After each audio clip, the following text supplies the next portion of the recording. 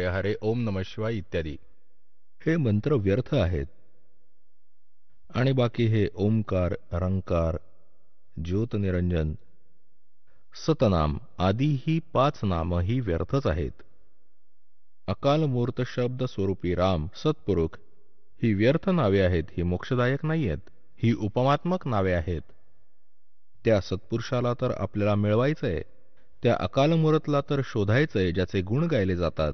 त्याची विधी प्रोसिजर वेगळी आहे त्या परमेश्वर प्राप्तीची. जसं जमिनीत जल आहे, पृथ्वीच्या आत जल आहे, मग जल पाणी नीर जल पाणी नीर म्हणत राहा, पण मिळेल कसं ते जल पाणी नीर? त्याची प्रोसेस वेगळी आहे, त्याची प्रोसिजर वेगळी आहे. हँडपंप लावला जातो आणि तेव्हा ते जल पाणी नीर मिळतं. असे अकालमूर्त शब्द स्वरूपी राम सत्पुरुष परमाक्षर ब्रह्म ज्याला आपण शोधत आहे, त्याच्या प्राप्तीचा वे ऑफ वर्शिप सद्ग्रंथातूनच घ्यायचा आहे.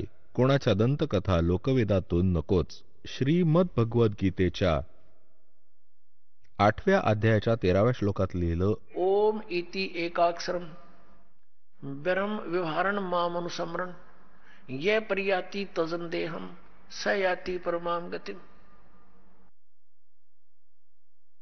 गीता ज्ञानदाता सांगतो की माझा एक ओम मंत्र आहे, एक अक्षर, ओनली एक ओम अक्षर आहे, नथिंग एल्स. आणि त्यातून ती परमगती मिळेल जी ओमनी मिळू शकते. ओमनी कोणती होईल ब्रह्मप्राप्ती, ब्रह्मलोक प्राप्ती? आणि ब्रह्मलोकात गेलेले प्राणीही पुनरावृत्तीमध्ये आहेत. हे स्वतः म्हणतो, अर्जुन तुझे आणि माझे अनेक जन्म झाले आहेत. गीता ज्ञानदाता सांगतोय, तू नाही जाणत, मी जाणतो हे, तर ओमची गती पण श्रेष्ठ नाहीये. म्हणून 7व्या अध्यायाच्या 18व्या श्लोकात गीता ज्ञानदाता म्हणतोय की हे सर्व ज्ञानी आत्मे आहेत, तर उद्धार ते परमात्म्याला समर्पित आहेत, पण हे माझ्या अनुत्तम गतीमध्ये आश्रित आहेत. ही माझ्या ओम नावाने मिळणारी जी परमगती ब्रह्मलोक प्राप्ती आहे, इथे जायच्या साधनेपर्यंत सीमित आहे. तिथे गेलेल्या प्राण्यांनाही परत जन्म मृत्यू मिळेल, त्यांना परमशांती नाही मिळू शकत. परमशांतीसाठी त्यांनी कन्सेप्ट क्लिअर केली आहे 18व्या अध्यायाच्या 62व्या श्लोकात की अर्जुन तू सर्व भावांनी त्या परमेश्वराला शरण जा, त्याच्या कृपेनेच परमशांती आणि सनातन परमधामाला प्राप्त होशील. माझ्या साधनेनी तुला ती गती नाही मिळणार ज्याने परमशांती आणि सनातन परमधाम म्हणजे सतलोक प्राप्त होईल. त्यासाठी त्यांनी ही कन्सेप्ट क्लिअर केली आहे की मी नाही जाणत, तू त्या तत्वदर्शी संतांना शोध. 4थ्या अध्यायाच्या 34व्या श्लोकात. आणि तत्वदर्शी संताची ओळख पण सांगितली आहे 15व्या अध्यायाच्या 1ल्या श्लोकात कि ऊपर को जड़वाला ऊर्ध्व मूलम अधः शाखम अश्वत्थम प्रायो अवम छंदासी यस्य पर्णानी ये तम वेद स वेदवित. की वर मूळ असलेला आणि खाली 3 गुणरूपी फांद्या असलेला श्रीमद भगवद्गीताच्या अध्याय नंबर 15च्या 1ल्या श्लोकाचा निष्कर्ष दास सांगतोय की वर तर मूळ समजा त्या संसाररूपी वृक्षाच्या आणि खाली फांद्या. 15व्या अध्यायाच्या 2ऱ्या श्लोकात स्पष्ट केलं आहे की या 3ही गुणरूपी फांद्या रजोगुण ब्रह्मा, सद्गुण विष्णू, तमोगुण शिवजी. आता इथे केवळ हिंट दिली गीता ज्ञानदात्यांनी, इथे काही विस्तृत ज्ञान नाही दिलं. त्यासाठी ऑप्शन सोडलाय की तत्वदर्शी संत सांगतील आणि मग ओळख सांगितली. तत्वदर्शी संत कोणते? त्या तत्वदर्शी संताची ओळख काय आहे? जे ह्या उलट्या लटकलेल्या संसाररूपी वृक्षाचे सर्व विभाग सांगतील. सवेदवेत ते वेदांचं तात्पर्य जाणणारे आहेत, ते तत्वदर्शी संत आहेत. तर हे ज्ञान परमात्म्याने स्वतः येऊन 600 वर्ष आधी त्या परमाक्षर ब्रह्मनी आपल्या मुखारविंदांनी सांगून कबीरवाणीमध्ये त्या 5व्या वेदात सूक्ष्म वेदात सांगितलं होतं. त्या कबीर परमात्म्यानी, त्या धाणक कबीरांनी, विणकर कबीरांनी ते परमाक्षर ब्रह्म आहेत. ते म्हणाले की अक्षर पुरुष एक पेड़ है, निरंजन यानी सरपुरुष वा की डार और तीनों देवा शाखा हैं ये पात रूप संसार. हे ज्ञान परमात्म्याने 600 वर्षांपूर्वी दिलं होतं. बघा इथे हा उलटा लटकलेला संसाररूपी वृक्ष माना. यावर कबीरजींनी, कबीर साहेबांनी, परमाक्षर ब्रह्मनी 600 वर्षांपूर्वी हे ज्ञान दिलं होतं की कि अक्षर पुरुष एक पेड़ है और सरपुरुष वा की डार और तीनों देवा शाखा हैं ये पात रूप संसार। जो जमिनीच्या बाहेर दिसून येतोय तो भाग झाड म्हटलं जातं, वृक्ष म्हटलं जातं. आणि मुळं गुप्त आहेत, अपरोक्ष आहेत, इनव्हिजिबल आहेत, पण आहेत. परमात्म्याने स्वतः येऊन हे ज्ञान सांगितलं की ह्या संसाररूपी वृक्षाचे सर्व पार्ट सांगितले. अक्षरपुरुष एक झाड आहे. हे खोड समजा अक्षरपुरुष आहे, कारण त्यावर सगळ्या फांद्या, डहाळ्या आणि पानं, फळं येतात. तर अक्षरपुरुष खोड माना त्याचं. कबीर गॉड गिव्हन ज्ञान आहे हे सूक्ष्मवेद. कबीर अक्षर पुरुष एक पेड़ है, निरंजन क्षरपुरुषही म्हणतात. वा की डार और तीनों देवा रजगुण ब्रह्मा सतगुण विष्णु तमगुण शिव जी ये शाखा हैं और पात रूप संसार. हे खोड आहे अक्षरपुरुष. यातून मग एक मोठी फांदी निघाली. ही माना क्षरपुरुष वा ब्रह्म, क्षरब्रह्मही म्हणतात याला. ज्योतनिरंजन ही याचंच, काळही यालाच म्हणतात. आणि ह्याच्या 3 शाखा पुढे निघाल्या. रजगुण ब्रह्मा, सतगुण विष्णू आणि तमोगुण महेश म्हणजे शिव. और पाते रूप संसारे. आणि हे मूळ कोण आहे? हे परम अक्षर ब्रह्म आहे. हे पूर्ण ब्रह्म परमेश्वरच आहे. हे कोण आहेत? आता ते इथे कळेल की कोण आहेत ते. हे पूर्ण ब्रह्म कबीर साहेब. हे कबीरदेव आहेत, काशीचे कबीर, ज्यांना विणकर कबीर, धाणक कबीर एका कवीची संज्ञा देऊन सोडून दिलेलं अज्ञानाने लालला. अगदी कवडीमोल केलं होतं. या दासांनी या लालला परखलंय आणि तुमच्या समोर ठेवलंय. आता इथे प्रसंग आला आहे की जो उलट्या लटकणाऱ्या संसाररूपी वृक्षाच्या सर्व विभागांना वेगळं वेगळं करून सांगेल. सवेदवेत, तो वेदांचं तात्पर्य जाणणारा, तो तत्वदर्शी संत आहे.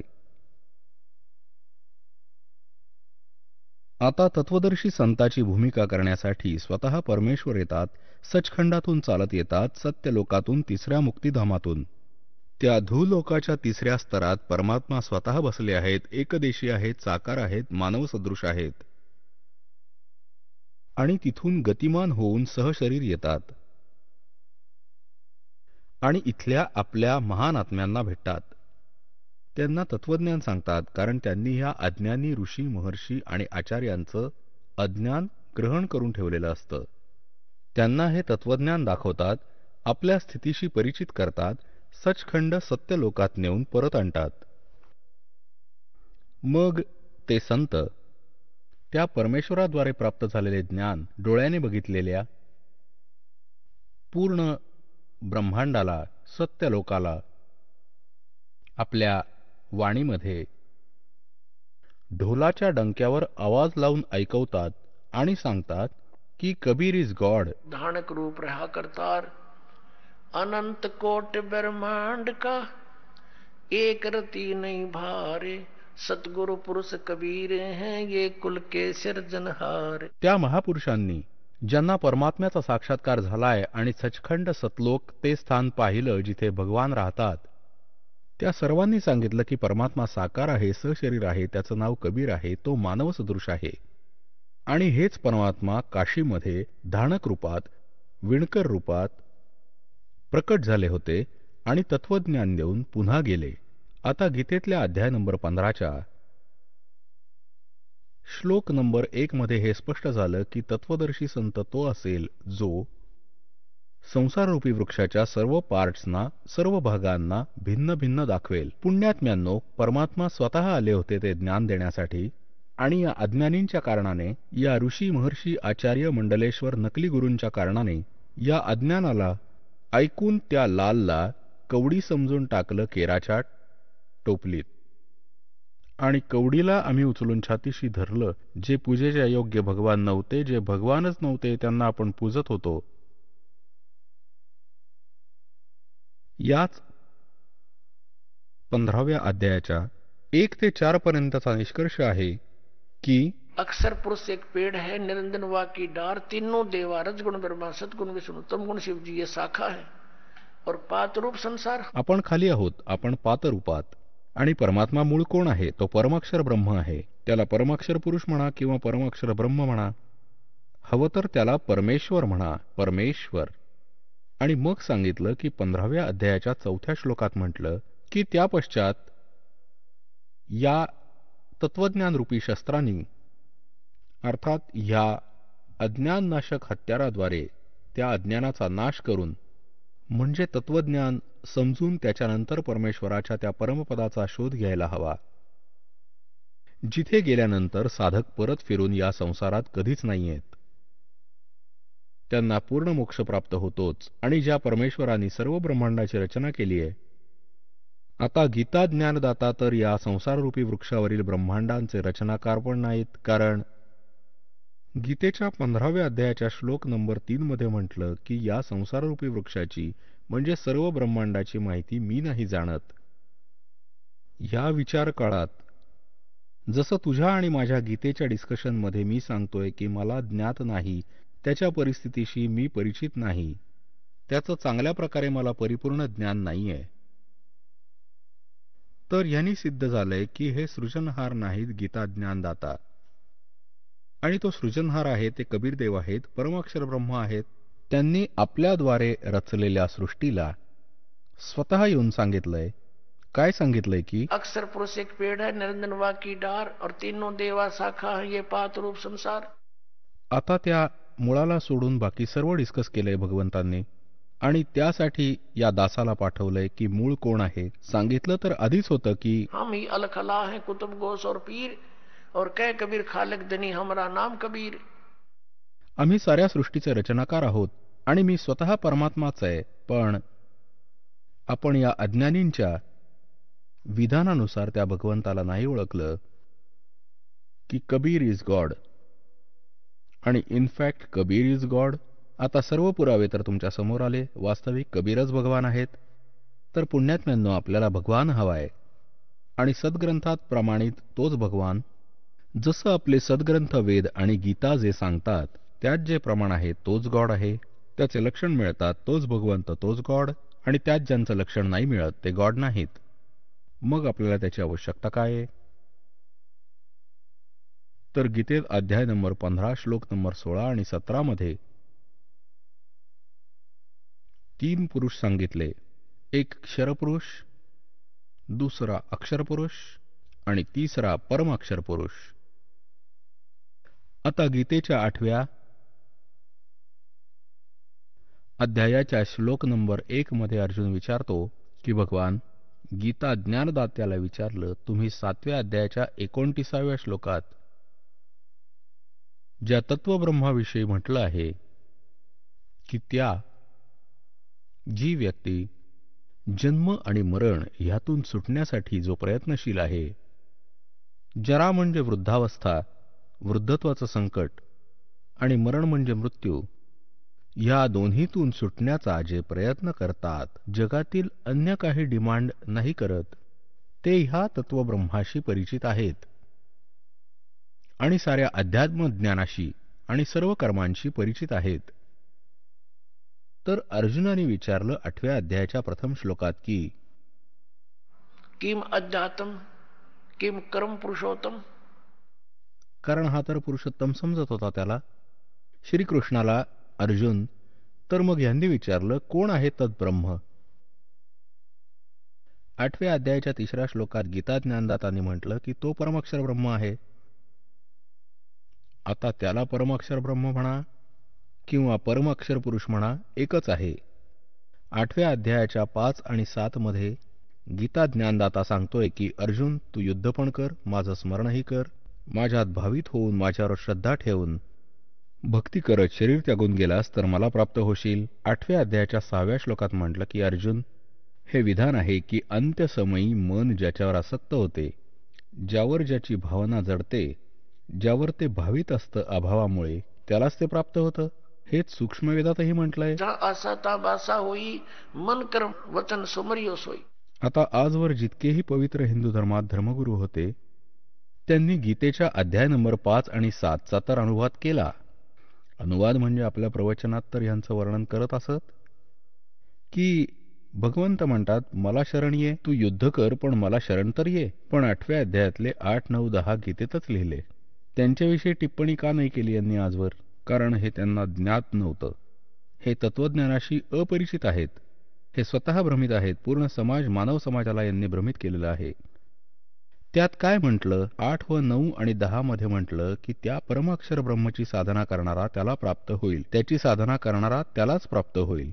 त्याच्या मंत्राविषयी 17व्या अध्यायाच्या 23व्या श्लोकात म्हटलं की त्या सच्चिदानंद परब्रह्माच्या प्राप्तीसाठी या 3 मंत्रांची साधना आहे. 3 मंत्रांची त्याचा जप करायचा. ओम तत्सत इति निर्देश ब्राह्मणः त्रिविधः स्मृतः. ब्रह्मणे म्हणजे सच्चिदानंद घन ब्रह्मचे. या ओम तत्सत इति या 3 मंत्रांचा जप हा 3 विधींनी स्मरण करण्याचा आहे. 3 विधी आहेत याच्या स्मरणाचे. आणि ओम तर हा क्षरपुरुषच, क्षरब्रह्मच ब्रह्मच म्हणा, हे तर सार्वजनिक करून ठेवलंय. तर तत् आणि सत हे तर सांकेतिक आहेत. हे दास सांगेल. या पृथ्वीवर या दासाव्यतिरिक्त अन्य कोणाजवळ यथार्थ मंत्र नाहीये आणि ना यथार्थ ज्ञान आहे आजवर. कोणाजवळ नव्हतं. एकतर भगवंतापाशी होतं, भगवंतांनी ते स्वतः येऊन सांगितलं होतं, किंवा त्या महापुरुषांकडे होतं जे त्यांच्याशी परिचित झाले होते. त्याच्यानंतर हे पूर्णपणे लुप्तप्राय झालं होतं.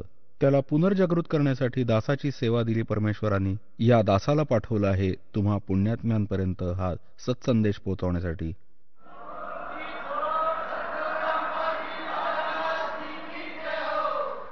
आता इथे 17व्या अध्यायाच्या 23व्या श्लोकात 3 मंत्रांचा जप आहे परमाक्षर ब्रह्मचा. तर 8व्या अध्यायाच्या 8, 9, 10 श्लोकांमध्ये म्हटलंय की त्या तत्वदर्शी संतांकडून ते कोडवडमध्ये लिहिलेले यथार्थ मंत्र प्राप्त करून जो त्या परमेश्वराची परमदेव पुरुष किंवा परमेश्वराची साधना करतो परमाक्षर ब्रह्मची, तो अंत्यसमयी भक्तीच्या बळाने त्या मंत्रजपाच्या साधनेच्या शक्तीने त्याला प्राप्त होऊन जातो. त्या परमात्म्याला प्राप्त केल्यावर ते मग या संसारात परत येत नाहीत. त्यांचे जन्ममृत्यू कायमस्वरूपी समाप्त होतात. गीता ज्ञानदाता तर आपली साधना आणि स्थितीशी स्वतः परिचित करून देतो, आपल्या गतीशी देखील, की अर्जुन तुझे आणि माझे अनेक जन्म झाले, तू नाही जाणत मी जाणतो. यांनी सिद्ध होतं की गीता ज्ञानदात्याचे च्या भक्ती साधनेने परमगती नाही मिळू शकत. म्हणून 7व्या अध्यायाच्या 18व्या श्लोकात गीता ज्ञानदाता आपल्या गतीला म्हणजे ओम नामाने होणाऱ्या परमगतीला अनुत्तम म्हणतो. ही अश्रेष्ठ आहे, व्यर्थ आहे. आता पुण्यात्म्यांनो, 15व्या अध्यायाच्या 16 आणि 17व्या श्लोकात 3 प्रभू अगदी क्लिअर आहेत. 3 पुरुष, एक क्षरपुरुष आणि एक अक्षरपुरुष. आणि क्षरपुरुष व अक्षरपुरुष विषयी सांगितलं की हे दोन्ही नाशवंत आहेत आणि यांच्या अंतर्गत जितके प्राणी असतील ते हे नाशवंतच आहेत. आत्मा कोणाचा मरत नाही हा तर विषयच वेगळा आहे. कुत्र्याचा पण मरत नाही, गाढवाचा पण मरत नाही. आत्मा वेगळा आहे. तर बोलण्याचा अर्थ हा आहे की क्षरपुरुषही नाशवंत, अक्षरपुरुषही नाशवंत. अक्षरपुरुषाचा अर्थ आहे अविनाशी, पण हा सुद्धा व्यर्थ, नाशवंत आहे. पण हा खूपच चिरस्थायी आहे. याचं जीवन लांबलचक आहे. पुढच्या काळात तुम्हाला ही कन्सेप्टही क्लिअर करीन की हा केवढा अविनाशी आहे. म्हणून 15व्या अध्यायाच्या 17व्या श्लोकात या परमाक्षर ब्रह्माविषयी म्हटलंय, परमाक्षर पुरुषाविषयी म्हटलंय की उत्तम पुरुष है तू अन्य परमात्मा इति उदाहरते. यह लोक चरण अविषय विवर्ती अवैश्वर है. उत्तम पुरुष म्हणजे श्रेष्ठ परमात्मा. प्रभू तर कोणी अन्य आहे. वर 15व्या अध्यायाच्या 16व्या श्लोकात वर्णित क्षरपुरुष आणि अक्षरपुरुष होऊन वेगळा कोणी भिन्न आहे, अन्य आहे, आणि तोच परमात्मा म्हटला जातो. परमात्मा म्हणजे भगवंत, श्रेष्ठ आत्मा. आणि पुण्यात्म्यांनो, जिथे आपण राहतोय इथेही परमात्म्याची लक्षणं आहेत. कोणाचे पाय तुटले, कोणाला कॅन्सर झालाय, कोणाचा मुलगा मेला, कोणाची मुलगी मेली, कोणाचा पूर्ण परिवार नष्ट झाला ऍक्सिडेंट किंवा काही अन्य कारणाने. मग काय हे परमात्म्याचं स्थिर स्थान आहे? परमात्म्याचा अर्थ दुःख न देणे, सुखच सुख देईल, त्याला भगवान म्हणतात. तर इथे लिहिलंय की तो 3ऱ्या नंबरचा जो परमाक्षर ब्रह्म आहे, परमाक्षर पुरुष आहे, तोच आहे वास्तविक भगवंत. तो परमात्मा म्हटला जातो. आणि हे जो तिन्ही लोकात प्रवेश करून सर्वांचं पालनपोषण करतो. जसं संसाररूपी उलट्या लटकलेल्या वृक्षाची मुळे वर आहेत, म्हणजे तो परमअक्षर ब्रह्म सर्वात वर तिसऱ्या मुक्तिधामात निवास करतो. धूलोकच्या तिसऱ्या स्तरात विराजमान आहे, तिथं तो राहतो आणि तिथून ती मुळं समजा सर्व संसाराची, त्यातून सर्व उत्पत्ती झाली आहे, तोच सर्वांचं पालनपोषण करतो. जसं वृक्षाला त्या मुळाद्वारेच आहार प्राप्त होतो, पूर्ण झाडाचं पालन जडाने होतं, मुळाने होतं, तर ते मूळ हे परमअक्षर ब्रह्म आहे. त्याला परमअक्षर ब्रह्म म्हणा, परमअक्षर पुरुष म्हणा, आणि खोड हे तर अक्षरपुरुष आहे, आणि त्यानंतर फांदी ही क्षरपुरुष आहे. हा ब्रह्मा विष्णू महेश यांचा पिता, आणि त्याचे 3 पुत्र आहेत, 3 ढाळ्या आहेत याच्या. त्या फांदीच्या रजगुण ब्रह्मा, सतगुण विष्णू, तमगुण शिवजी, आणि त्याच्यापुढे मग इथे जेवढे जीव आहेत ते लटकले आहेत. तर ही कन्सेप्ट क्लिअर झाली की या भक्तिमार्गाच्या आत हेच 3 पुरुष आहेत, क्षरपुरुष, अक्षरपुरुष आणि परमअक्षर पुरुष. आणि परमअक्षर पुरुषाच्या साधनासाठी तो गीता ज्ञानदाता स्पष्ट करतो की त्याला शरण जा, त्याची साधना करा, त्यांनीच पूर्ण मोक्ष मिळेल. मग अन्य जणांची साधना आपण का बरं करावी, इतरांची पूजा का बरं करावी? अज्ञानाच्या कारणाने. तर या तत्वज्ञानाने आणि या दासाद्वारे तुम्हाला समजेल की हू इज गॉड, ते कोण आहेत परमात्मा, आणि त्यांच्या पूजेचा विधी कोणता. तर मग थोडंसं काम राहील आता भक्ती करायची. आणि ती भक्ती इतकी सोपी आहे. नाम उठत नाम बैठत नाम सोवत जागवे, नाम खाते नाम पिते नाम शेती लागवे. जसा हठयोग करत असायचे, उभे राहून तपश्चर्या करायचे, हे अयोग्य होते. हे मनमानी आचरण होतं. आम्हाला वाटायचं ह्यानीच भगवंत मिळतो, आमचा नंबर नाही येऊ शकत, आम्ही मुलं बाळं पण नाही त्यागू शकत, भगवंत संन्यास घेतल्यावरच मिळतो. हा अज्ञानामुळे आपला विचार असे. आता तत्वज्ञानाच्या प्रकाशाने आपल्याला ज्ञान मिळालं, ते तर फुकटचं ओझं वाहत होतो. त्याविषयी म्हटलंय की डंब करे डोंगर चढे. दंभ, दंभ म्हणजे पाखंड करतात, उंच ठिकाणी जाऊन बसतात, आसन पदम लावून, धुनी लावून, चिमटा काढून, की दुरून पाहिलं कोणी तर वाटेल एक महात्मा बसलेत.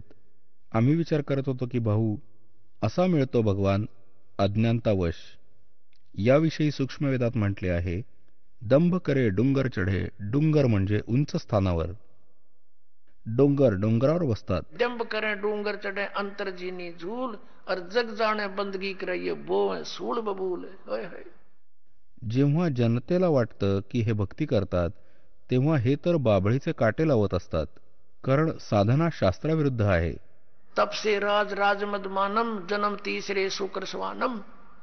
तपेश्वरी सो राजेश्वरी, राजेश्वरी सो नरकेश्वरी. जितकं अधिक तप करेल तेवढं राज्य अधिक मिळेल. अधिक राजा अधिक वेळेपर्यंत नरकात ठेवला जातो. कारण तप से राज राजमद मानम. इतका गर्व होतो राजाला, तो मागे पुढे काही बघत नाही. कोण जाणे किती शिक्षा ठोठवतो मग तो, कोण जाणे किती जीवांना मारून टाकतो आपलं राज्य सुरक्षित ठेवण्यासाठी. मग त्याच्या मुलांना सगळं भोगावं लागतं. तर परमात्मा म्हणतात, जग जाणे बंदगी करे ये बोवे सूल बबूल. तर पुण्यात्म्यांनो, हे तुमचं भाग्य आहे की तुम्हाला हा सत्संग आणि हे तत्वज्ञान ऐकायला मिळालं. बोलो सतगुरुदेव.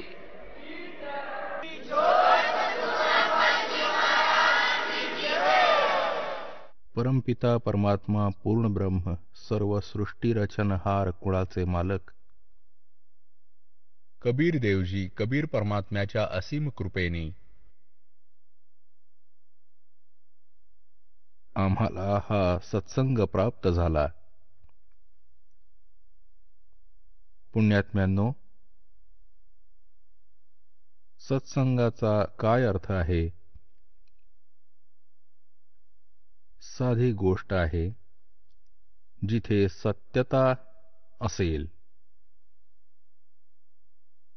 सत्याचा आधार आहे, त्यालाच सत्संग म्हणतात. तर हा सत्संग अध्यात्म ज्ञानाचं प्रचार माध्यम असं समजावं की अध्यात्म मार्गात जे विचार दिले जातात त्याला सत्संग म्हणतात. मग ते खरे द्या, शास्त्रानुकूल द्या, प्रमाणित द्या, त्यालाच सत्संग म्हणतात.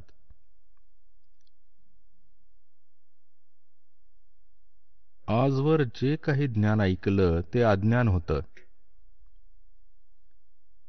आम्हाला ते तत्वज्ञान प्राप्त नाही झालं. जसे इतरही संत, आचार्य, मंडलेश्वर, गुरुजन सत्संग करतात, श्रद्धाळू तिथे जातात सत्संग ऐकून घ्यायला, आणि ते त्यांच्या विचारांना सत्संग मानतात. पण तो सत्संग नाहीये, कारण की त्यामध्ये तत्वज्ञान नाहीये. ते केवळ दंतकथा, लोकवेद आणि शास्त्राविरुद्ध प्रचार करतात. तो सत्संग नाहीये. सत्संग केवळ परमेश्वराने येऊन केला. कबीर परमेश्वरजींनी, अखिल ब्रह्मांडाच्या स्वामींनी अशा सत्संगाची माहितीच स्वतः येऊन प्रदान केली. त्याचं तत्वज्ञानही स्वतःच आपल्यापुढे मांडलं. परंतु त्यावेळी आम्ही अशिक्षित होतो आणि आमचे गुरुजन जेवढे होते पवित्र हिंदू धर्माचे, ते संस्कृत पंडित होते, परंतु अध्यात्मज्ञानात ते शून्यच होते. शून्य म्हणजे शून्य. त्यामुळे आम्ही त्या परमात्म्याचं ते तत्वज्ञानच, तो सत्संगच समजलो नाही. आणि आम्ही परमेश्वराला एक सरळ, एक गुरु, संत आणि कोणीतरी व्यक्ती, त्यांनाही केवळ एका कवीपर्यंत सीमित केलंय. आता कळते की ते परमात्माच होते. तर त्याही वेळी परमेश्वर तेच तत्वज्ञान सांगत असायचे, जे आज दास तुम्हाला परमेश्वरांनी सांगितलेलं ते ज्ञान सांगतोय. आणि परमेश्वरांनी सांगितलेल्या त्या ज्ञानाला प्रमाणित करण्याकरता की हे खरं ज्ञान आहे कबीर देवांनी दिलेलं, कबीर देवांनी 600 वर्ष आधी वर्णित केलेलं, आपल्या मुखकमलांनी उच्चारून त्यात सच्चिदानंद गणब्रह्माची वाणी बोलले, ते तत्वज्ञान म्हटलं, ते खरं होतं, खरंच आहे आणि खरंच राहील. त्याच्या समर्थनार्थ आपल्या त्याच पवित्र सद्ग्रंथांची दास तुम्हाला ओळख घडवेल, ज्यामध्ये आज ते ज्ञान विद्यमान आहे. आणि त्यावेळी देखील, ज्याही वेळी परमात्माच्या ज्ञानाला हे नकली गुरु, केवळ संस्कृतचे वक्ते हे म्हणतच नाकारून टाकत राहत की कबीर अशिक्षित आहेत, ते एका छोट्या जातीचे विणकर आहेत. आणि त्यांनाही धड संस्कृत येत नाही, कारण संस्कृत केवळ ब्राह्मणच शिकू शकायचे आणि सर्व सद्ग्रंथ संस्कृतमध्ये विद्यमान होते. त्यांचा हा दाव असायचा. आणि आम्हालाही हे समजतच नसायचं की खरोखर कबीर साहेब संस्कृत नाही शिकले आणि त्याच कारणामुळे ते सद्ग्रंथ जाणत नाहीत अजिबात. आणि जे आमचे गुरुजी, ह्याच पवित्र हिंदू धर्माचे गुरुदेव, जे शंकराचार्य मानलेत, आदिशंकराचार्य, त्यांच्याद्वारे जो ज्ञान ओघ आला तो पूर्ण हिंदू समाजात सामावला आहे. त्यांचंच ऐकून ज्ञानाचा पुढे ब्राह्मण लोक आपल्या आपल्या क्षेत्रात ह्याचा प्रचार करत असत. आता कोणतं ज्ञान सांगत? श्री ब्रह्मा, विष्णू, महेश हे अविनाशी होत, त्यांचे कोणी मातापिता नाही. परमेश्वर कबीरदेवजी 600 वर्ष आधीच म्हणाले की हे नाशवंतच, यांचे जन्ममृत्यू होतात, ते पूजेच्या योग्य नाहीत, ते परमात्मा नाहीयेत. तर त्याच वेळी परमेश्वराचा घोर विरोध केलेला होता या नकली गुरूंनीच. परमात्मा सत्संग करत असत, खरं ज्ञान प्रदान करायचे, आणि हे नकली गुरु आचार्य हे शास्त्रविरोधी ज्ञान प्रदान करत असत. आजवर यांचाच बोलबाला होता, कारण आपण शास्त्रांना अपरिचित होतो. आज दया केली त्याच परमपिता परमेश्वराने या दासावर कृपा केली. तुम्हा पुण्यात्म्यांच्यासाठी ह्या दासाला तयार केलं, त्याच पवित्र सद्ग्रंथांना समजून आणि मग तुम्हाला माहिती सांगून. आणि आज आपण शिक्षित आहोत. सद्ग्रंथ जवळजवळ सर्वच अनुवादित आहेत. अनुवाद करता हे स्वतःच आहेत आणि म्हणतात की ब्रह्मा विष्णू महेश हे अविनाशी आहेत. तर पुण्यात्म्यांनो, 21 ब्रह्मांडात सत्संग नाहीये याच दासच्या अतिरिक्त, याच बरवालाच्या अतिरिक्त. हा अभिमान समजू नका, हा सच्चेपणा समजा. अभिमान तर अशा व्यक्तीला असतो ज्याने असं स्वतःचं काही शोधलं. अभिमान तर त्यालाही नाही पाहिजे, पण हा स्वभाव आहे, होतोच तो. परंतु जे ज्ञान दास तुमच्या समक्ष सांगत आहे ते जर आधीच परमात्म्याने आम्हाला सांगितलं, बक्षीस दिलेलं, ते दास तर ते ज्ञान समजावतोय की भगवंतांनी असं 600 वर्ष आधीच म्हटलं, आणि आज जर आपल्या सद्ग्रंथातही आढळलंय, त्यावेळी त्यांच्यातही लिहिलेलं. तर पवित्र हिंदू धर्माचा हा प्रचार कुठून प्रारंभ झाला? आदरणीय आदिशंकराचार्यजींपासून. हे आदिशंकराचार्य कोण होते? त्यांच्याच चरित्रात लिहिलेलं आहे की भगवान शंकरच स्वतः अवतारित होऊन आलेले आणि मातेच्या गर्भातून जन्मलेले. 8 वर्षांपासूनच हे दीक्षित झाले होते. संस्कृत लहानपणीपासूनच वाचू लागले आणि 32व्या वर्षी त्यांचा मृत्यू झाला होता रोगाच्या कारणाने. इतकं तर पुण्यात्म्यांना मानायला हवं, यांची सुद्धा देणगी आहे अशा महापुरुषांची, की शंकराचार्यजींचा जन्म तेव्हाच होणं एक वरदान ठरलंय आपल्यासाठी.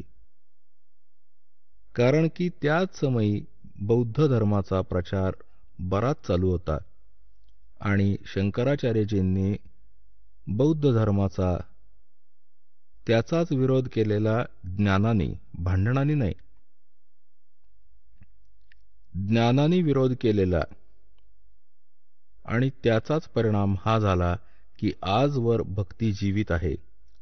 जर बौद्ध धर्म पसरला असता भारतवर्षात तर पूर्ण भारतवर्ष नास्तिक असतं. बौद्ध धर्म आला चीनला, पूर्ण चीन नास्तिक झालंय. अशा प्रकारे पुण्यात्म्यांनो, जर त्याच समयी हे पुण्यात्मा आदिशंकराचार्यजी नसते ना, तर आज आम्ही राम हे नावही घेतलं नसतं. परंतु गोष्ट तीच झाली ना, आकाशातून पडले आणि खजुरावर अडकले. मग काय मिळालं? शंकराचार्यजींनी आम्हाला काय ज्ञान दिलं? की जीव हाच ब्रह्म आहे. मग अजून काय सांगितलं? की श्री शिवशंकर भगवान हेच परमात्मा आहेत, विष्णू भगवान हेच परमात्मा आहेत, शिवशंकर हे परमात्मा आहेत, ब्रह्माजी हे परमात्मा, हे अविनाशी आहेत, यांचे जन्म मृत्यू नाही होत.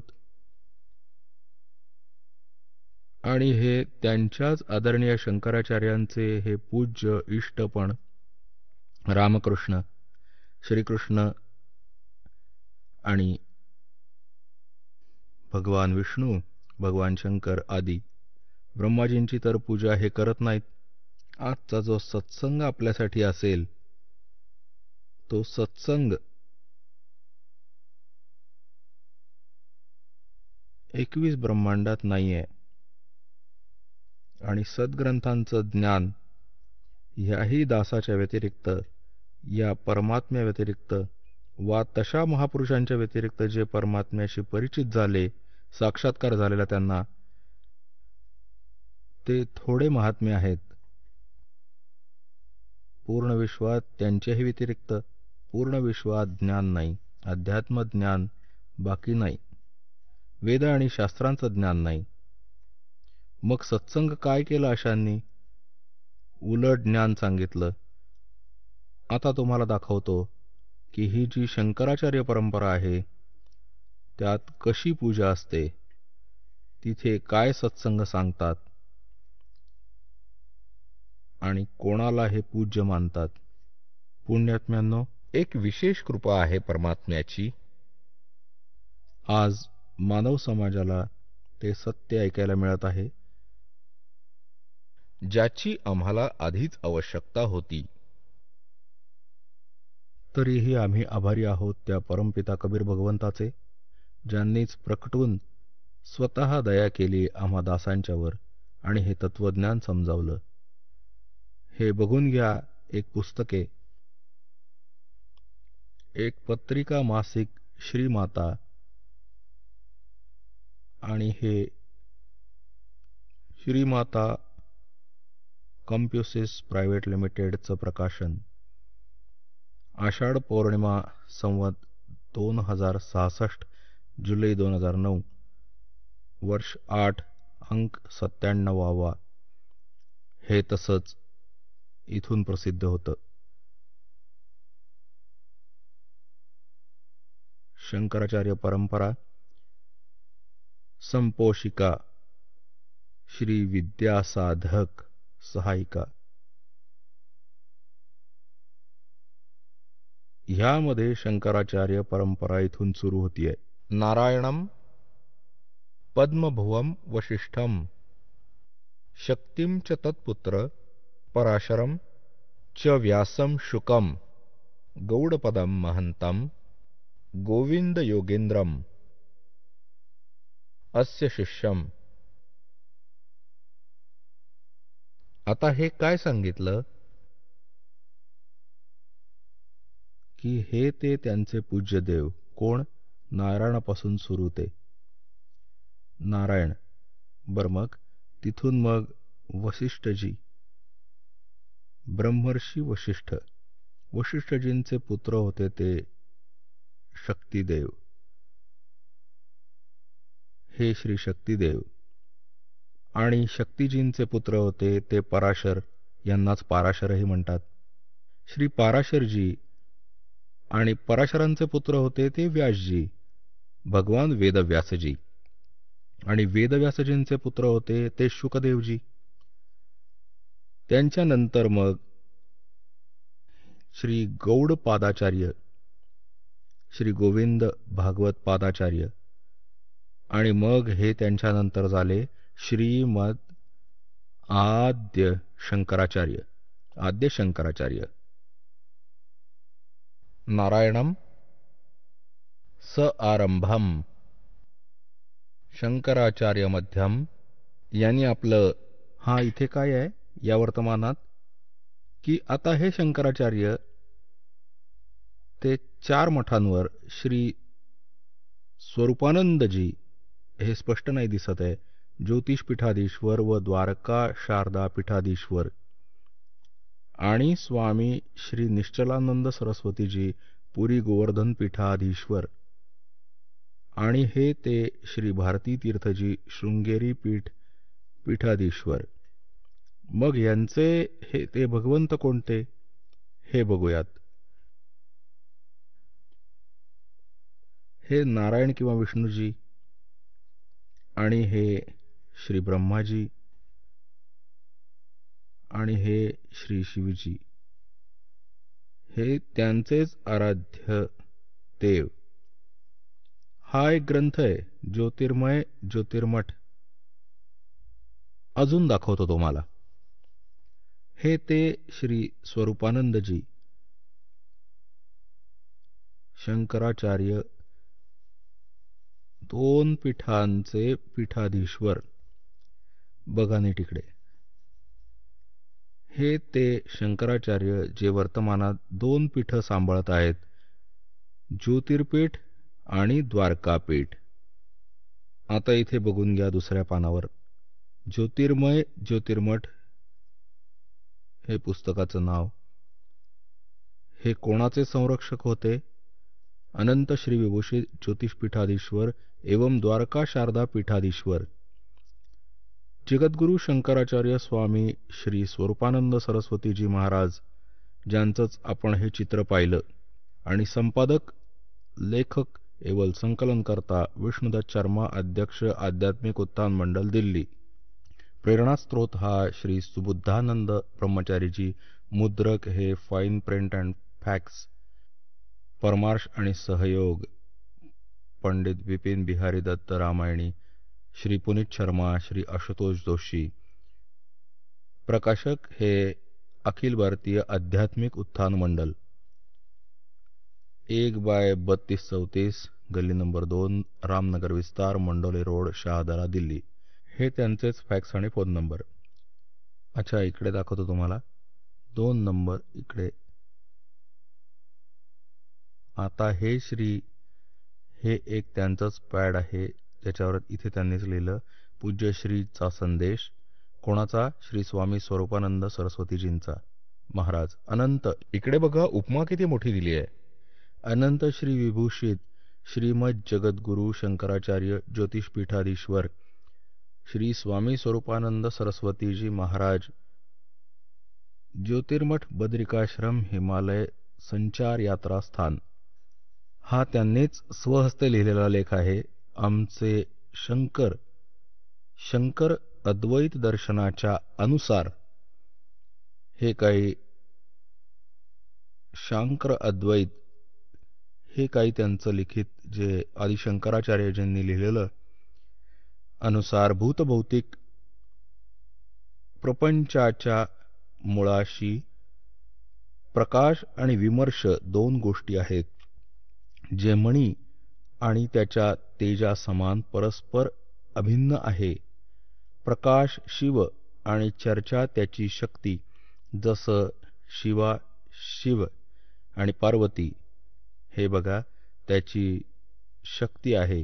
पार्वती आणि परमेश्वर वा त्रिपुर सुंदरी व त्रिपुर सुंदर त्याचं अभिव्यक्त रूप आहे.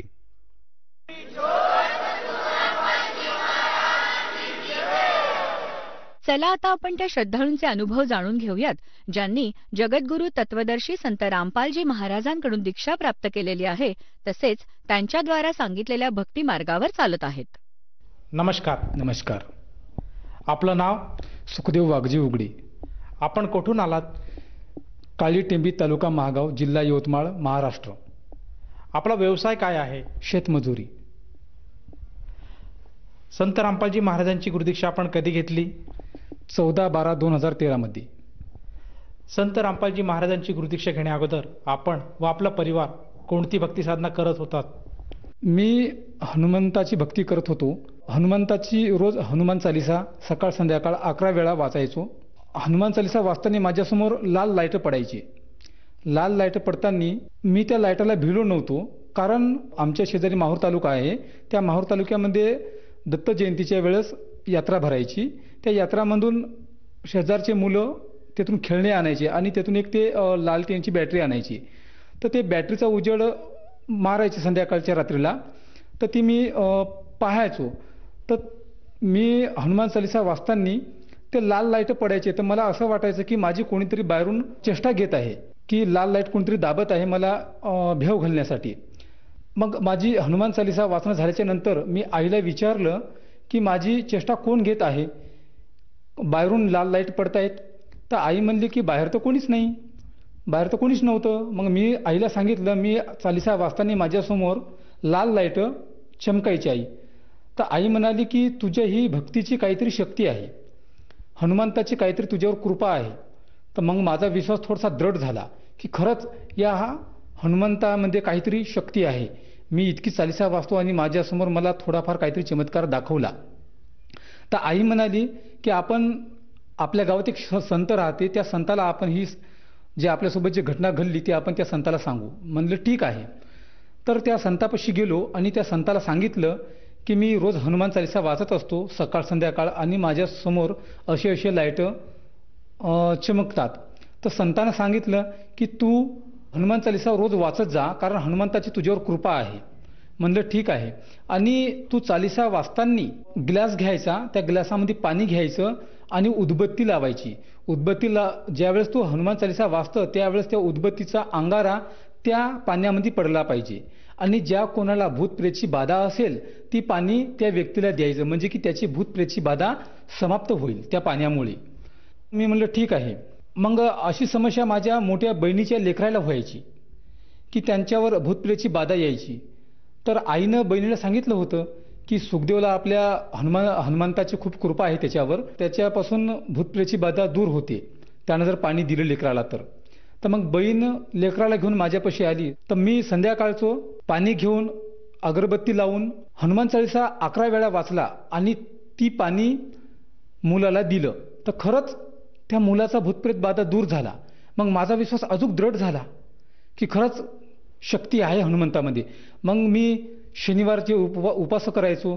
हनुमंताला एवढी शक्ती असा मानायचा की याच्यावरचा देवच नाही, म्हणजे एवढा माझा विश्वास दृढ झाला. मग कधी बी बहिणीच्या लेकराला भूतप्रेतची बाधा काही झाली की बहीण माझ्यापाशी यायची आणि मी पाणी द्यायचो. आणि माझ्यासमोर हनुमान चालीसा वाचता वाचता वरून पत्राला एक असा दगड होता, वरी अटकून असा पत्राला दगड होता. मी हनुमान चालीसा वाचताना तो दगड माझ्या डोक्यात पडला. असा दंग राहिलो मी की खरंच एवढा दगड माझ्या डोक्यात पडला आणि मला काहीच झालं नाही. मग माझा विश्वास अजून दृढ झाला. पण असे भक्ती करता करता एक दिवस माझी बहीण वेडी झाली. लहानी बहीण वेडी झाल्यावर तिला सुद्धा मी हनुमंताचं रोज 11 वेळा पाणी दिलं, सकाळी पाणी दिलं, संध्याकाळी पाणी दिलं, पण ती काही दुरुस्त झाली नाही. मग आई म्हणे मी दुसऱ्या वैद्याकडे नेतो हिला. म्हणलं ठीक आहे घेऊन जा. दुसऱ्या वैद्याकडे नेलं. वैद्यापाशी सुद्धा ती चांगली झाली नाही. मग कुठल्याही देवी देवतापाशी चांगली झाली नाही. मग माझा हनुमंतावरचा विश्वास उडाला. देवा मी तुमची इतकी भक्ती करतो, माझ्या बहिणीची भूतप्रेत बाधा दूर झाली आणि आज माझी बहीण जी वेडी झाली लानी तिचं दुःख दूर नाही झालं का?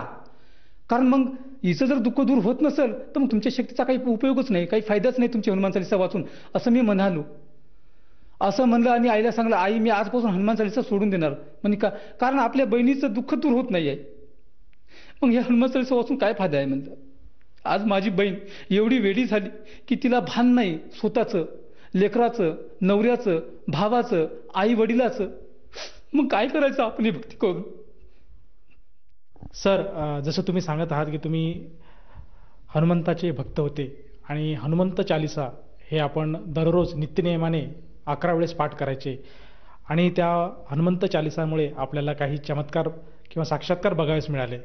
परंतु ते क्षणिक होते आणि काही दिवसानंतर त्या चालीसा वाचनातून, त्या पठणातून आपल्याला कुठल्याही प्रकारचा लाभ मिळत नव्हता.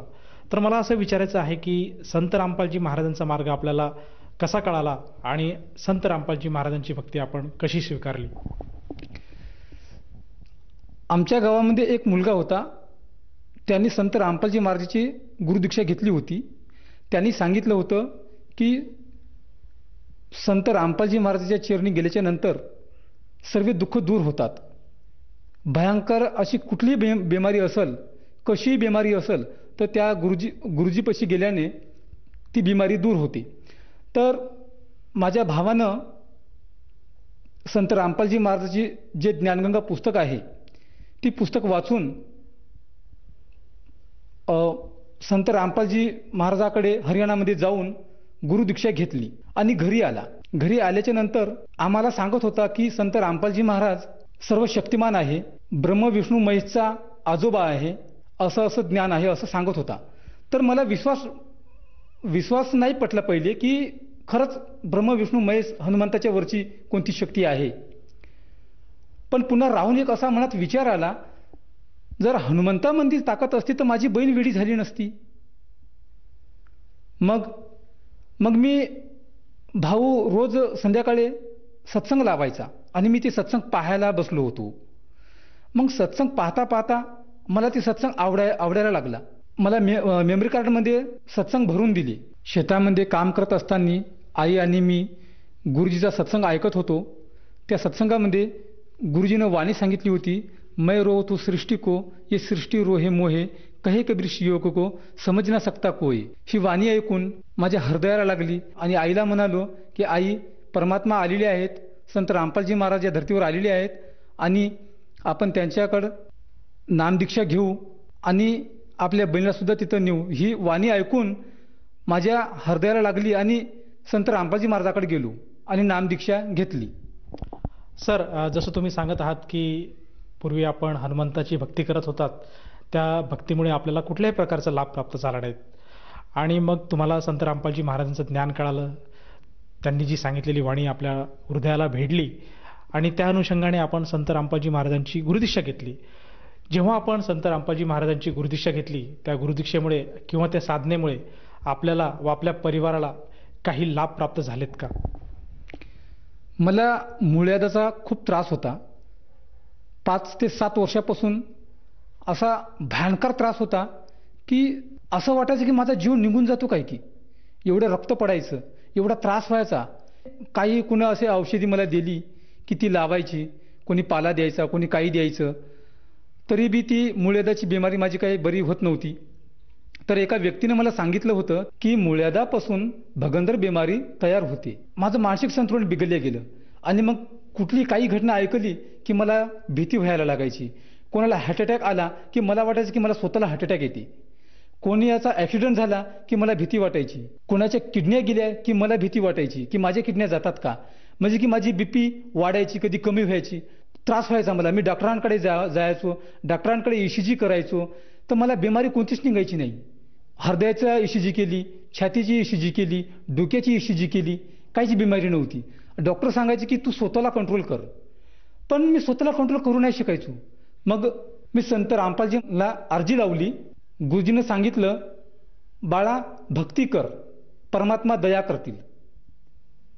मग मी भक्ती करत गेलो आणि परमात्मानं हळूहळू माझी बिमारी समाप्त केली. माझ्या बहिणीला सुद्धा मी संत रामपालजी महाराजांची गुरुदीक्षा दिली आणि ती बरी झाली. ती सर्वांना ओळखायला लागली, मुलाला ओळखायला लागली, नवऱ्याला ओळखायला लागली, स्वतःच्या लेकराला जवळ घ्यायला लागली आणि चांगली राहायला लागली. सर, जसं तुम्ही सांगत आहात की संत रामपालजी महाराजांच्या दयेमुळे आणि सत्साधनेमुळे आपली जी वेडी झालेली बहीण होती ती सुद्धा आज बरी झाली. मला असं विचारायचं आहे की आजच्या स्थितीला, आजच्या घडीला आपल्या बहिणीची अवस्था कशी आहे? म्हणजे ती कुठल्या प्रकारची गोळ्या औषधे घेते आहे का, कुठल्या डॉक्टरांची ट्रीटमेंट घेत आहे का? नाही, कुठल्याही प्रकारची गोळ्या औषधी घेत नाही आहे, कुठल्याही प्रकारची गोळ्या औषधी नाही, कुठल्याही प्रकारचा स्टेटमेंट नाही. तंदुरुस्त आहे, चांगली आहे आणि खुशाल आहे. सर, जसं तुम्ही सांगत आहात की संत रामपालजी महाराजांच्या दयेने आपल्या परिवाराला व आपल्याला बरेचसे लाभ प्राप्त झालेत, तर ह्या अनुषंगाने आपण जे इतर भगत समाज आहे किंवा जे श्रोतावर्ग आज आपल्याला बघत आहात त्यांना आपण काय संदेश द्याल? त्यांना मी इतकं सांगू इच्छितो की विविध चॅनलवर संत रामपालजी महाराजांचे कार्यक्रम येतात, ते कार्यक्रम पहा. ज्ञानगंगा, जगण्याचा मार्ग ह्या पुस्तक संत रामपालजी महाराजांकडून प्राप्त करून घ्या. विविध चॅनलवर जे कार्यक्रम येतात त्याच्या स्क्रीनवर नंबर दिले जातात. त्या नंबरावर फोन करून आपण ते पुस्तक व्हॉट्सअपद्वारे मागू शकता. सर, जर कोण्या साधकाला संत रामपालजी महाराजांची नामदीक्षा किंवा गुरुमंत्र घ्यावायचा असेल तर तो व्यक्ती गुरुमंत्र कसा घेऊ शकेल? विविध चॅनलवर कार्यक्रम संत रामपालजी महाराजांचे येतात. त्या चॅनलवर स्क्रीनवर नंबर येतात. त्या नंबरावर फोन करून आपण आपल्या जिल्ह्याचा कॉन्टॅक्ट नंबर घेऊ शकतो आणि आपल्या जिल्ह्यामध्ये जिथं कुठं नामदान स्थळ असेल तिथून आपण नामदीक्षा प्राप्त करू शकतो. या नामदीक्षेसाठी किती खर्च येतो? काहीच खर्च येत नाही सर. एकदम निशुल्क नामदीक्षा दिल्या जाते. सर्व निशुल्क आहे ती, तशी 1 रुपया बी खर्च लागणार नाही. धन्यवाद सतसाहेब.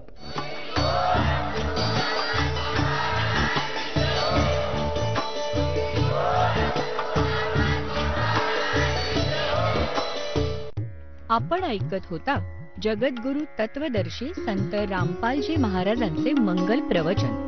निःशुल्क नामदीक्षा प्राप्त करण्यासाठी आणि अधिक माहितीसाठी संपर्क करा 7030303951 7030303952. आमची वेबसाईट आहे www.jagadgururampalji.org.